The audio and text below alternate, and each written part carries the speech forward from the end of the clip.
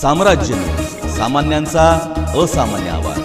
Naldurg police ठाण्याच्या हद्दीत एका 27 वर्षीय महिलेवर लग्नाचे आमिष दाखवून वारंवार लैंगिक अत्याचार केल्याची धक्कादायक घटना उघडकीस आली आहे।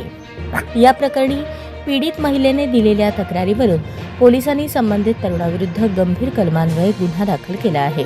पोलीस सूत्रांकडून मिळालेल्या माहितीनुसार आरोपीने फेब्रुवारी 2024 ते फेब्रुवारी 2025 या कालावधीत पीडित महिलेला लग्नाचे आमिष दाखवून गावाजवळील शेतात नेऊन तिच्यावर लैंगिक अत्याचार केले, तसेच तिला धमकावून हा प्रकार लपवून ठेवण्यास भाग पाडल्याचेही तक्रारीत नमूद आहे।